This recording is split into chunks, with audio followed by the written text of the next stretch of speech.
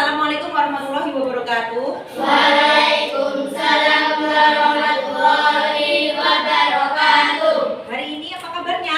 Alhamdulillah, luar biasa.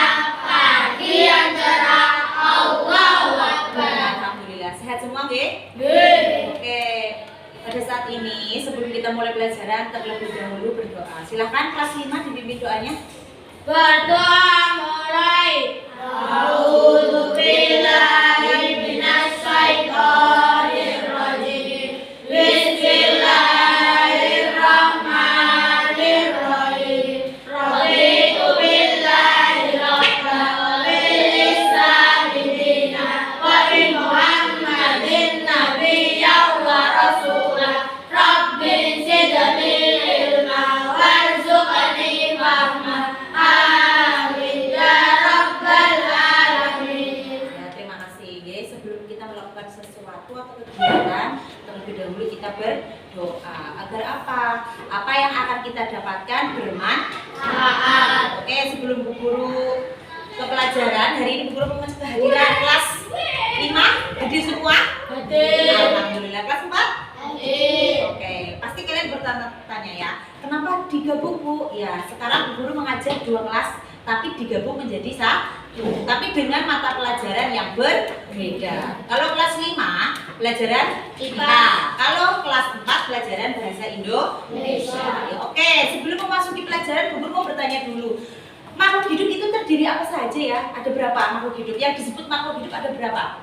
3. Oke, sebutkan. Manusia, hewan, tumbuhan. Ya, 3 ada manusia, hewan, dan tumbuhan. Apakah yang namanya makhluk hidup itu bergerak? Bergerak. Iya, bergerak. Jika bergerak pasti dia akan berpindah apa? Posisi, pindah tempat. Oke. Hari ini tujuan pembelajaran dari masing-masing kelas. Untuk kelas 4 tujuannya siswa dapat mengidentifikasi yang namanya gagasan pokok dan gagasan pendukung pada suatu teks bacaan.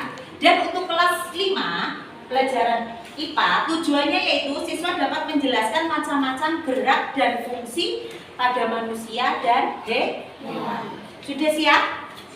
Oke, sekarang Bu Guru ke kelas 5 dulu nggih. Kelas 5 tolong dibuka bukunya dulu. Nah, silakan dibuka. Halaman 102. Kamu baca dulu, nggih. Dibaca dulu materinya. Bu Guru ke kelas 4 dulu menerangkan kelas 4. Tolong dikondisikan jangan ragu. Oke, kelas 4 sekarang kelas 4. Nggih. Next kelas 4 sekarang kita belajar tentang gagasan pokok dan gagasan pendukung pada suatu teks bacaan. Apa itu Bu yang namanya gagasan pokok? Nah, gagasan pokok adalah ide utama yang dibahas dalam suatu bacaan, baik berupa kalimat inti maupun pokok pada. Biasanya di mana gagasan pokok itu terletaknya? Ada di mana ini, Nak? Bagian awal atau akhir. Ya, pintar, bagian awal atau akhir. Berarti untuk mengetahui dan untuk mendapatkan gagasan pokok ini kamu harus pertama harus membaca. Nah, kemudian setelah ada gagasan pokok sudah ditemukan, selanjutnya itu kalimat selanjutnya itu disebut gagasan pendukung.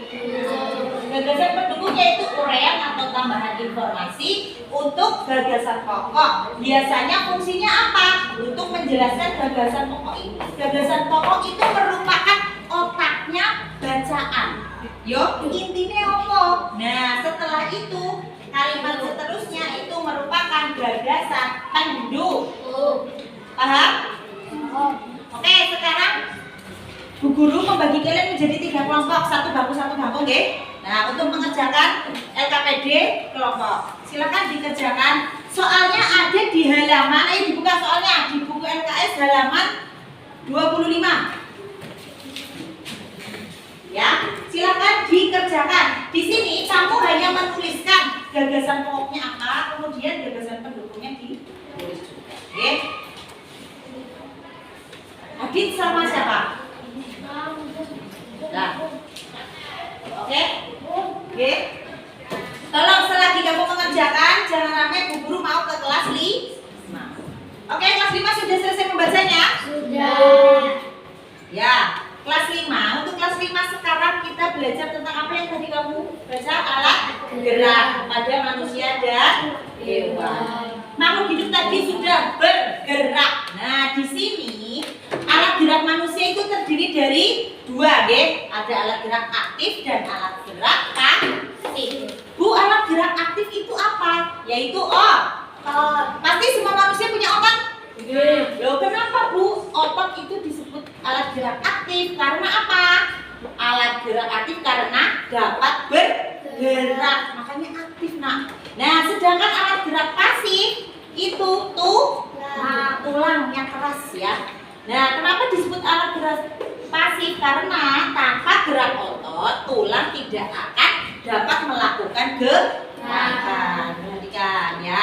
Nah, ini alat gerak, gambarnya sangat bagus. Nah, ini tulang, kerangka manusia itu terdiri dari berbagai macam tulang. Nah, ini tulang ini merupakan alat gerak pasif karena tidak bisa bergerak sendiri. Yang menggerakkan itu apa? Alat gerak aktif, ya, yang disebut otot, ya, paham? Nah, kemudian ini adalah alat gerak pada manusia. Ada juga alat gerak pada hewan. Nah, kalau alat gerak pada hewan itu berbeda-beda, tergantung dengan tempat hidupnya. Kan ada hewan yang hidup di darat, ada hewan yang hidup di air, dan ada hewan yang bisa hidup di darat dan di air. Nah, itu alat geraknya menyesuaikan. Biasanya digunakan untuk apa? Untuk mencari makan, untuk melindungi diri atau melarikan diri. Contohnya seperti ini alat geraknya. Ada kaki, ada perut, ada sayap, kaki dan perut. Contohnya ini sirip. Nah, di sini kamu sudah lihat. Kalau kaki kamu sudah sering menjumpai di darat. Alat gerak pada hewan kaki berpindah tempat. Contohnya di sini ada kucing, sapi, terus kuda, ayam, terus itu apa ya? Cicak. Kemudian perut, dia menggunakan perut untuk bergerak, untuk berpindah tempat, yaitu ada siput, cacing, ular. Ada kaki dan perut, kaki yang digunakan, perut digunakan. Ada apa saja ini? Sama biawak ya. Kemudian ada sayap. Kalau sayap pasti hewan itu bergerak akan terbang. Walah, kamu tahu ya, sudah banyak di sini.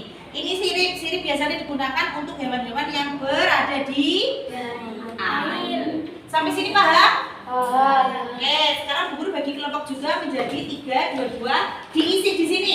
Kamu menyebutkan nama hewan dan nama geraknya dan fungsinya. Contoh burung, nama geraknya sayap. Untuk apa? Untuk terbang. Paham? Silakan dikerjakan.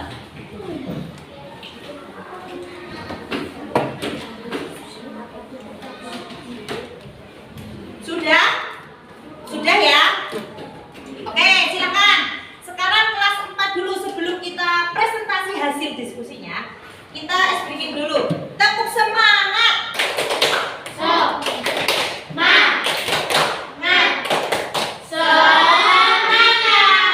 Masih semangat. Oke, sekarang kita presentasi hasil diskusinya. Pertama kelompok kelas 4 dulu. Yang tadi mengidentifikasi gagasan pokok. Satu kelompok perwakilan satu saja, silakan. Mbak Hilda gak apa-apa. Mbak Hilda atau Mbak? Ini.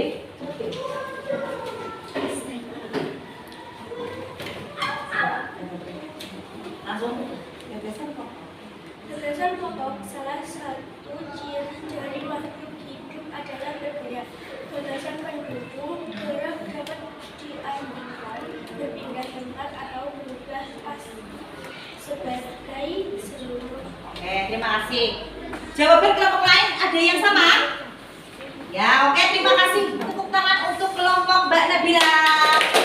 Oke, nanti dikumpulkan ya. Sekarang kelas 5, silakan mempresentasikan. Siapa? Mbak Kirana. Suaranya yang lantang ya, Mbak.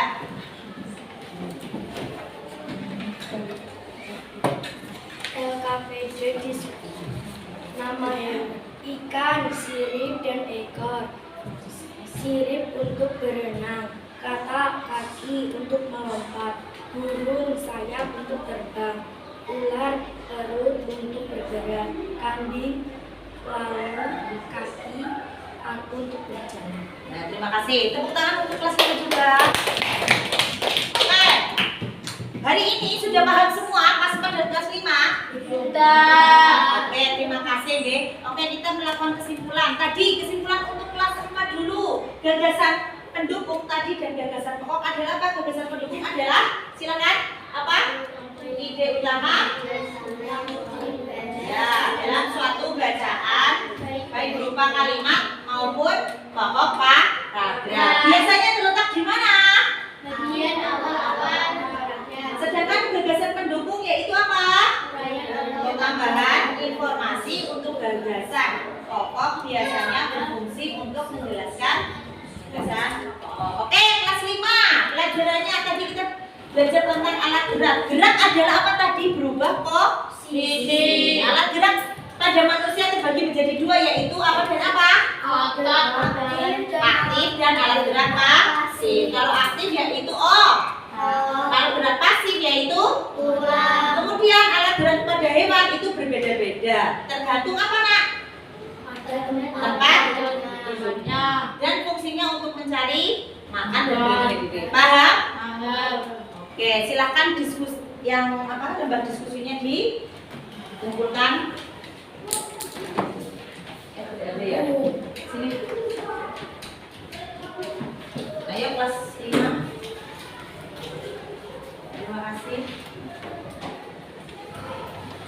Oke, terima kasih. Nah, silakan sekarang Bu Guru ada tugas di rumah. Untuk kelas 4 dibuka halaman 16. Ya, silakan dikerjakan di rumah. Dan untuk kelas 4 dibuka LKS-nya juga. Kelas 5, maaf, kelas 5 dibuka LKS-nya halaman 25. Dikerjakan di rumah, nggih? Oke. Bu Guru rasa hari ini cukup sekian, nggih. Jangan lupa di rumah belajar. Harus semangat belajar. Ojo nonton HP ya. Oke, nggih. Terima kasih, silakan istirahat.